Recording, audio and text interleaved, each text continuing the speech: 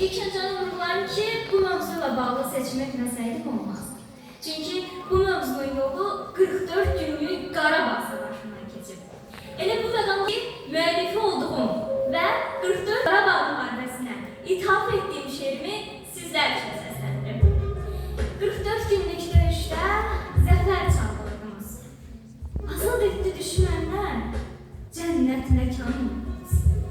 Keşik çəkir əsgərlər, gecə gündüz sərhəddə. Düşmənin hünəri yox, yaxınlaşa o etdi.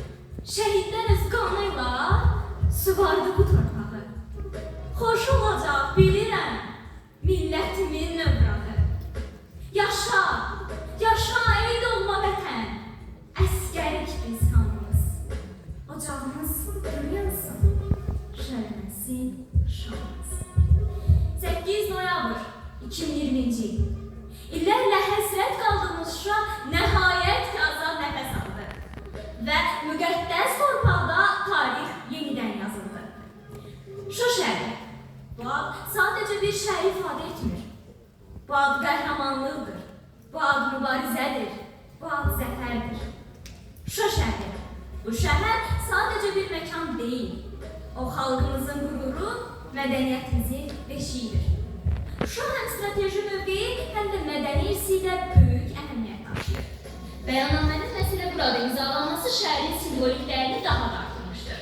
Şuşa bəyannaməsi 15 iyun tarixində, yəni Azərbaycanın Milli Qurtuluş günündə imzalanmışdır. Bu günün seçilməsi sənədin əhəmiyyətini daha da artırır. 15 iyun 2021-ci il, həmin gün İlham Əliyev və Rəcəb Tayyip Ərdoğan bir araya gələrək sadəcə bir sənəd imzalamışlar.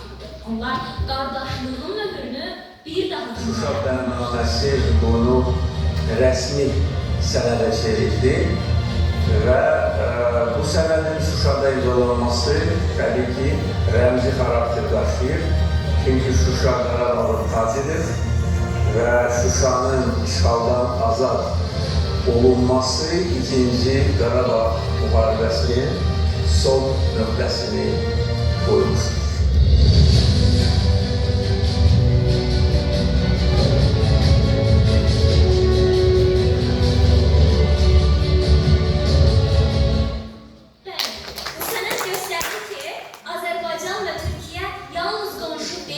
Yalnız dost deyil, onlar bir millət, iki dövlətdir.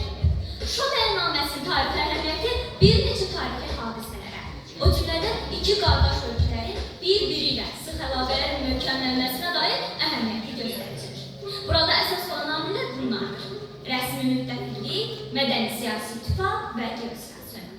Rəsmi müttəfiqlik Azərbaycan və Türkiyə Respublikası arasında imzalanmış Şuşa bəyannaməsi iki qardaş ölkə arasında münasibətlərin yeni mərhələyə qədəm qoyduğunu təsdiqləmişdir. Mədəni-siyasi ittifaq bu Şuşa bəyannaməsi çərçivəsində iki ölkə əlaqələrinin yüksək səviyyədə möhkəmləndirilməsini təmin edir və bu əlaqələrin uzun müddətli inkişafına zəmin yaradır. Ordu quruculuğu, müdafiə sənayesi, mədəniyyət və təhsil sahələrində inteqrasiyanı gücləndirir. Geosiyasi önəm Azərbaycan və Türkiyənin geosiyasi mövqelərini gücləndirən, regional və beynəlxalq səviyyədə təsir imkanlarını artıran mühüm strateji sənəd kimi çıxış edir və gələcək siyasi proseslərdə əhəmiyyətli rol oynayır. Bəyannamənin məsələ burada imzalanması Ermənistana və regiona sülh sabitlik mesajı verməklə Türkiyənin regiondakı rolunu gücləndirdi. Şuşa bəyannaməsi burada əsas olan amilləri qeyd etdim və sənəddə hərbi, iqtisadi, siyasi, mədəni sahələrdə geniş əməkdaşlıq nəzərdə tutulur. Əsasən hərbi əməkdaşlıq iki ölkənin bir-birinə olan etimadının və dəstək iradəsinin bariz göstəricisidir.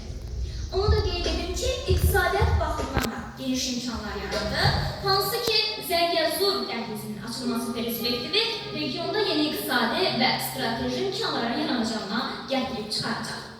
Bu sənəd gələcəyə yönəlmiş bir addımdır.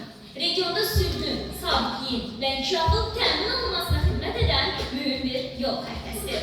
Bu tarixi gün zəfər yolunun davamı xalqın birliyinin çırağıdır. Prezident İlham Əliyevin söylediği kimi, Şuşa bəyannaməsi bizim gələcək birliyimizin təminatısıdır.